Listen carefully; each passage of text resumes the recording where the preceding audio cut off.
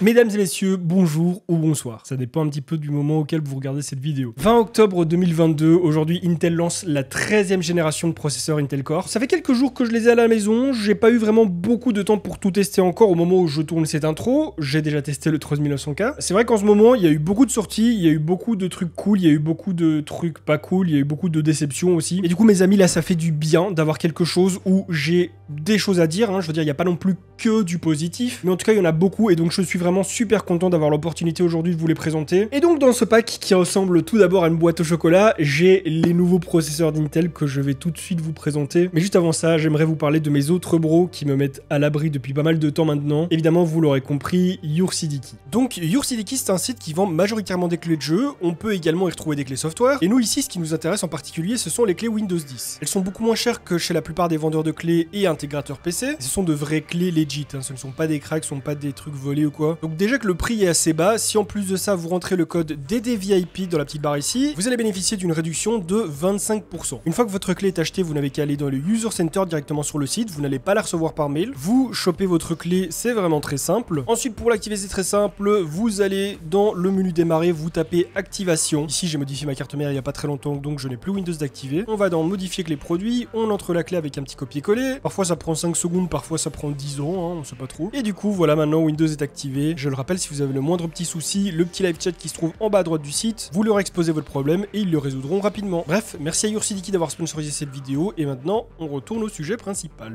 Avant que cette vidéo ne commence, je voulais vous dire voilà, si vous êtes nouveau sur la chaîne, n'hésitez pas à vous y abonner. Ici on est sur une chaîne hardware et tech, donc tout ce qui va être montage PC, un peu optimisation, des reviews, voilà, des tests et des unboxings spécifiques sur des produits et ne l'oublions pas, une pousse de cheveux constante. Là clairement je fais de mon mieux pour les contenir, pour ne pas laisser échapper la bête, mais ça commence à devenir très dur les refs. Donc dans le pack on va retrouver plusieurs choses. Déjà ici une petite plaquette avec une petite image de gravure, ce que l'on peut retrouver à l'intérieur des processeurs Intel. Et alors à l'arrière quelques infos pratiques concernant les processeurs qui sont déjà sortis. Les deux processeurs dont celui-ci qui est manquant parce que comme je vous l'ai dit il est déjà dans mon PC en train d'être testé. l'i9 13900K et juste au-dessus l'i5 13600K. Une bombasse atomique et je pense aussi une autre petite bombasse atomique. Évidemment l'un meilleur que l'autre c'est sûr et certain, mais je n'ai pas de doute sur le fait que ça va être deux processeurs assez terribles vu déjà ce qu'ils nous ont pondu l'année dernière avec la 12e génération. Rien que le 12600K permettait de faire énormément de choses et ça c'est vraiment cool d'avoir des i5 aujourd'hui qui performent autant. Mais bref, je vais arrêter de vous les survendre, je vais arrêter de vous hyper, je vais juste vous les présenter. La 13e génération Intel Raptor Lake, c'est maintenant.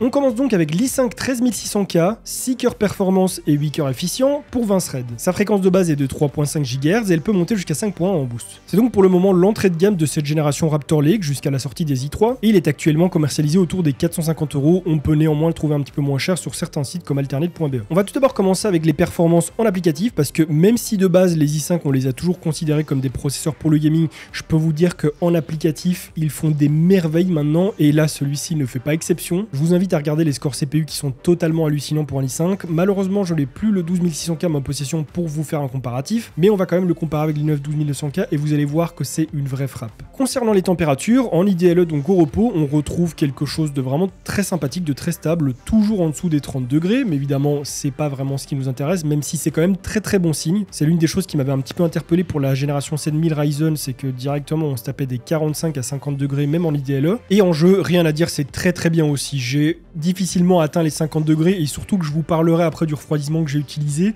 J'ai pas pris le truc le plus optimisé non plus. Donc là, ouais, les températures en jeu sont très bonnes. Sur Cinebench R23, là, non seulement la chauffe n'était pas excessive, je n'ai pas touché les 80 degrés avec ce processeur-là, mais en plus, le résultat était très intéressant, très satisfaisant. 24 000 points en multicore, on est au-dessus d'un 12700K et très proche d'un 12900K.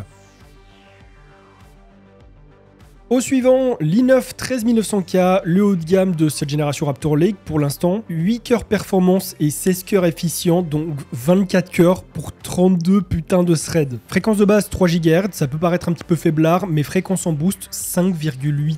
Et pour le coup, je suis un peu deg de pas être plus calé en overclocking parce que hier, il y en a un qui me disait tu vas voir, je vais le monter en 6.2 avec un AIO. C'est insolent. Prix de lancement, on va le retrouver entre 820 et 850 € pour l'instant. C'est quand même assez cher, mais il faut dire que c'est vraiment un processeur très haut de gamme et surtout c'est moins cher que son concurrent le 7950X alors que celui-ci est plus performant. Mais pour le coup, on va le comparer avec son prédécesseur le 12900K et je vous laisse voir l'écart de performance qu'il y a sur chaque bench, c'est hallucinant. Ici on parle pas de 3 générations d'écart, on parle d'une génération d'écart, 1 an. En ce qui le concerne, lui aussi présente des températures très correctes en IDLE et alors en jeu, même chose, on dépasse à peine les 50 degrés. Bon, même dans le cas où on arrive à atteindre les 60 degrés parce que ça arrive, ça reste vraiment très correct pour du jeu. Surtout qu'ici à la base, on est quand même sur 2 jeux qui tirent bien sur le proc, donc ça reste très correct, surtout avec le refroidissement dont je vous parlerai après. Par contre, sur Cinebench, il se fait monter en l'air, hein. On peut voir que les températures s'affusent, on atteint les 90, 95 degrés, bon, 100 degrés, j'ai pas atteint une seule fois, mais par contre, la consommation entre 250 et 300, bon là ça devient quand même un petit peu abusé. Après soyons honnêtes, ces 300 watts on va rarement les taper, c'est pas du tout la consommation continue du processeur. Là c'est vraiment parce qu'on est en Cinebench. Et son score total est totalement impressionnant puisqu'il est de pratiquement 40 000 points, c'est 12 000 points de plus que le 12900K et pratiquement 2000 points de plus que le 7950X. Pour les jeux, je vais vous laisser regarder les benches en vérité, il n'y a pas grand chose à en dire. Au stade où on en est sur les jeux, avec les GPU qu'on a, déjà voilà la consommation qu'occupe un CPU au sein d'un jeu, on voit plus non plus une énorme différence. Hein. Vous le verrez, ça va tout le temps être le 13900K qui va être devant sur les averages en score. Mais voilà, parfois le 13600K sera au même niveau, le 12900K aussi. Parfois le 13600K va même mieux se comporter que le 12900K.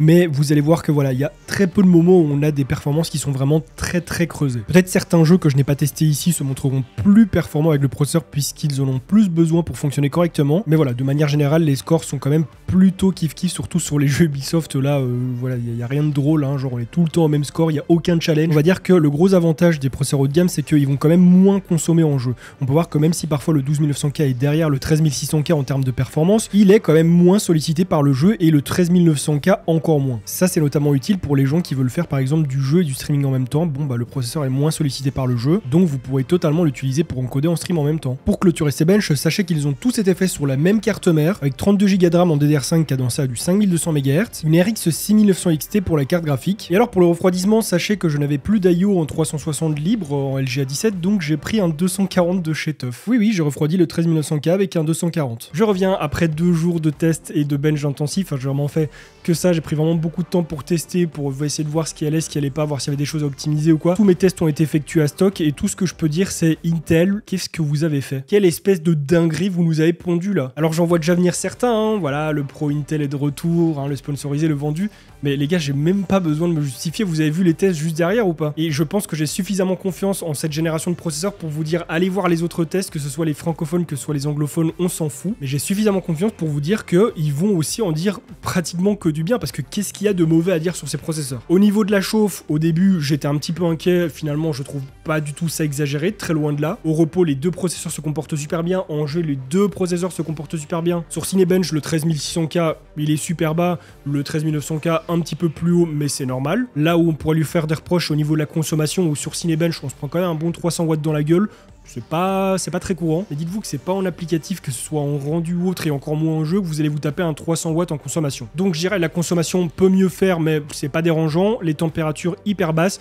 Le seul point où on pourrait pointer un petit peu du doigt le problème qui est en ce moment qui concerne absolument tous les produits, tous les marques, c'est le prix. Les prix restent quand même assez élevés dans l'ensemble, même si voilà, on est quand même un petit peu moins cher que la concurrence pour ces générations. Et ici, le très gros avantage, c'est qu'on peut totalement bénéficier de l'écosystème de la génération précédente de chez Intel, c'est-à-dire Z690, DDR4 si vous le voulez. Vous n'êtes pas obligé de passer sur une Z790 et d'aller directement voir dans la DDR5. Donc vous pouvez très bien bénéficier de tout ce qu'il y avait avant, même si je pense que c'est quand même plus opti si on passe sur la nouvelle génération, mais je vous incite pas du tout à le faire pour faire des économies. Et ouais, même si on regarde la génération précédente de carte mère, la B660 fait encore très bien le taf avec un 13900K, on a vu de très beaux résultats. Donc franchement, les prix des processeurs sont élevés, mais c'est pas aussi abusé qu'AMD où il faut vraiment cette génération-là refaire tout l'écosystème au complet et qui coûte très cher. Par contre, les cartes mères, elles coûtent cher, ça c'est sûr. Moi pour le coup, je l'ai fait avec une ROG Strix Z790F Gaming Wi-Fi. Au départ, Asus voulait m'en envoyer une un petit peu plus haut de gamme, mais je leur ai dit, je vais pas commencer à faire de l'overclocking, à pousser les procs à fond, à présenter absolument toutes les technos des cartes mères, donc je leur ai demandé quelque chose de plus léger quand même si c'est quand même de la très bonne gamme, du très bon matos. Donc celle-ci, elle prend en charge la nouvelle génération, mais elle est également compatible avec la précédente, la 12e. Elle prend également en charge la DDR5, elle embarque la norme PCIe S5, et il y a plein de petites features à gauche à droite qui sont vraiment très sympathiques. Et celle-là, ne vous inquiétez pas, je vous en reparlerai dans une autre vidéo où voilà, je me pencherai un petit peu plus dessus, j'aurai un peu plus de temps